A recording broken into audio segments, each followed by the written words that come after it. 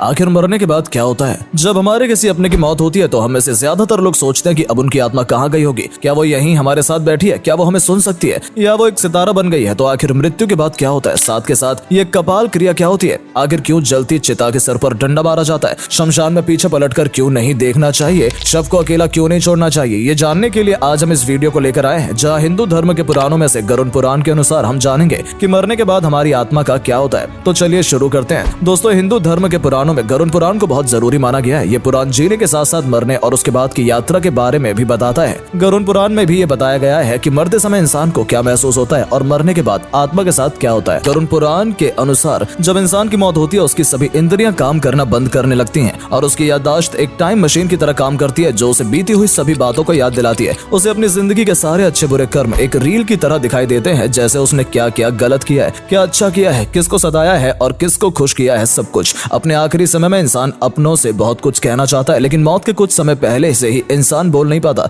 जिसकी वजह से वो बस एक नजर सबको देखता रहता है। मानो शब्द बहुत है लेकिन जुबान उठने को तैयार ही नहीं। असल में मौत एक प्रोसेस होता है जो कुछ स्टेप्स में पूरा होता है, जिसका पहला स्टेप है नंबर 1, अर्थ सोल या चक्रों से कनेक्शन खत्म होना। गरुड़ पुराण बताता है कि मौत से लगभग 4 से 5 घंटे पहले इंसान के पैरों के नीचे स्थित अर्थ सोल चक्र अलग होने लगता है, जिसका मतलब होता है कि इंसान का धरती से संबंध अब खत्म हो चुका है और उसके पैर धीरे धीरे ठंडे पड़ जाते हैं। इस स्टेज पर मरने वाले इंसान को यमदूत, जिन्हें मृत्यु का देवता कहते हैं, वो दिखाई देने लगते हैं, जो उसकी आत्मा को लेकर चले जाते हैं। नंबर 2, एस्ट्रल कोड टूट जाता है। एस्ट्रल कोड एक तरह से हमारे शरीर और आत्मा के बीच का कनेक्शन होता है, जो कि मौत से पहले टूट जाता है। एस्ट्रल कोड टूटते ही आत्मा शरीर से अलग हो जाती है, लेकिन जिस तरह से हमें अपनों से दूर होने पर दुख होता है और हम उसे अपने पास ही रख लेना चाहते हैं, ठीक उसी तरह आत्मा भी कभी कभी इतने साल तक शरीर में रहने के बाद उसे छोड़ने से इनकार कर देती है और वापस शरीर में प्रवेश कर इधर उधर घूमने लगती है। इसीलिए कभी कभी ऐसा देखा गया है कि मरने के बाद शरीर का कोई पार्ट मूवमेंट करता है, जैसे उंगलियां। वो इसी वजह से होता है, लेकिन जब आत्मा को समझ आता है कि अब उसका इस शरीर में कुछ नहीं है, तो वो वापस बाहर निकल जाती है। नंबर 3, शरीर का अंत। इस चरण में आत्मा लोगों के विचारों को सुन सकती है और क्योंकि आप ही की तरह वो भी आपसे दूर नहीं होना चाहती, इसीलिए वो आपसे चिल्ला चिल्ला कर कहने की कोशिश करती है कि मैं यही हूँ, लेकिन उन्हें कोई नहीं सुन पाता। धीरे धीरे आत्मा को यह महसूस होने लगता है कि उसका शरीर मर चुका है और अब वो किसी भी तरह शरीर में वापस नहीं जा सकती। नंबर 4, शव को अकेला नहीं छोड़ते। गरुड़ पुराण के अनुसार जब किसी व्यक्ति की मौत होती है तो उसके शव को अकेला नहीं छोड़ा जाता, खासकर रात के समय, क्योंकि मृत व्यक्ति के आसपास मृत्यु लोक में भटक रही आत्माएं मंडराती रहती हैं, ताकि मौका मिलते ही उन्हें जिस शरीर की तलाश है वो उस पर कब्जा कर सके। एक बार एक गांव में शव के पास बैठे लोगों को नींद आ गई और कोई भी उसके पास नहीं रहा। इसी मौके का फायदा उठाकर कई अतृप्त आत्माओं ने मृत व्यक्ति के शरीर पर कब्जा कर लिया और पूरे गांव को आग लगा दी। लेकिन भागते हुए रास्ते में हनुमान मंदिर पड़ा, जहां पहुंचते ही आत्माओं को वो शरीर छोड़ना पड़ा। इसलिए कहा जाता है कि शव को अकेले कभी नहीं छोड़ना चाहिए। नंबर 5, कपाल क्रिया। 16 संस्कारों में सबसे अहम अंतिम संस्कार को माना गया है, जब शव को मुखाग्नि देकर इस संसार से हमेशा हमेशा के लिए विदा किया जाता है। लेकिन कई बार इस क्रिया में की गई छोटी सी बाधा भी आत्मा के लिए दुखदायी बन सकती है और वो दूसरे लोक में जाने की जगह यहीं भटक सकती है। दरअसल अंतिम संस्कार वक्त कई क्रियाएं की जाती हैं, जिनमें से एक है कपाल क्रिया। इस क्रिया के दौरान जलती चिता के सर पर बांस के डंडे से 3 बार प्रहार किया जाता है, ताकि सर फोड़ा जा सके। ऐसा इसलिए भी किया जाता है क्योंकि दिव्य आत्मा के निकलने का स्थान सिर माना गया है और जब तक आत्मा शरीर छोड़ेगी नहीं, तब तक वो दूसरे लोक में पहुंचेगी नहीं। इसलिए कपाल क्रिया को बेहद ही आवश्यक माना गया है। नंबर 6, शमशान में पीछे क्यों नहीं लौटते।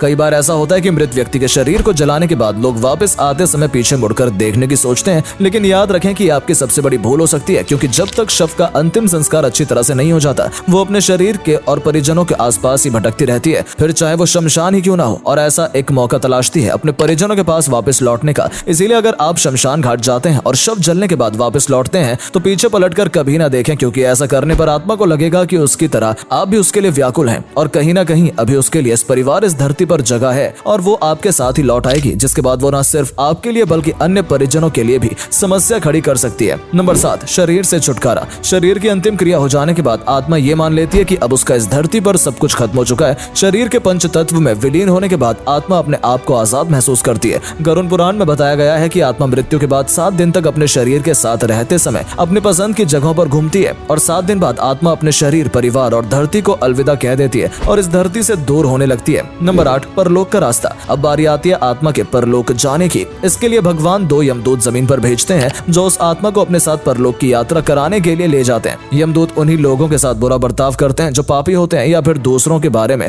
हमेशा बुरा सोचते थे, लेकिन जो अच्छे होते हैं उनकी आत्मा यमदूतों के साथ बड़ी आसानी से चली जाती है और अब आत्मा शरीर से पूरी तरह से अलग हो चुकी होती है। इसके बाद दोनों दोनों यमदूत उस आत्मा को अपने साथ परलोक के लिए ले जाते हैं। पहले इस आत्मा को एक गुफा से होकर जाना पड़ता है और फिर बाद में परलोक का रास्ता दिखाई देता है। लेकिन इस रास्ते से पहले भी आत्मा को एक नदी जिसका नाम है बैतरनी, इस नदी को पार करना होता है। इस नदी में पानी नहीं होता बल्कि भड़कती हुई आग होती है। यहाँ भी इंसान के कर्मों का ही हिसाब होता है, जैसे जो कर्म करता है वैसे ही उसके साथ होता है। यानी अगर जिसने अच्छे कर्म किए होते हैं तो वो जल्दी से इस नदी को पार कर लेता है, लेकिन अगर किसी ने बुरे कर्म किए हैं तो उसे आग की दहकती हुई लपटों का सामना करना पड़ता है। नंबर 9, पूर्वजों से मिलाप। हिंदू रीति रिवाजों के अनुसार इंसान की मौत के बाद 12 दिन तक प्रार्थनाएं और रीति रिवाज करवाए जाते हैं, जिसमें आत्मा अपने पूर्वजों से मिलती है। पहले से मृत पूर्वज उसका ऊपरी दुनिया में स्वागत करते हैं, जिसके बाद यहाँ एक दिव्य प्रकाश की मौजूदगी में आत्मा अपना पूरा जीवन देखती है। नंबर 10, जीवन का सार। इस दिव्य रोशनी में आत्मा ने जो कुछ भी अपनी जिंदगी में अच्छा या बुरा किया है वो सब कुछ देखती है, और यहाँ वो अपने जीवन में किए गए बुरे कार्यों के लिए अपने आप को सजा भी खुद ही देती है। ऐसा कहा जाता है कि इंसान अपने आने वाले जीवन की रूपरेखा या ब्लूप्रिंट खुद ही तैयार करता है। इस ब्लूप्रिंट को तैयार करने का यही समय होता है। अपने अच्छे बुरे कर्मों के अनुसार आत्मा अपनी अगली जिंदगी में दुख और सुख का खाका तैयार करती है।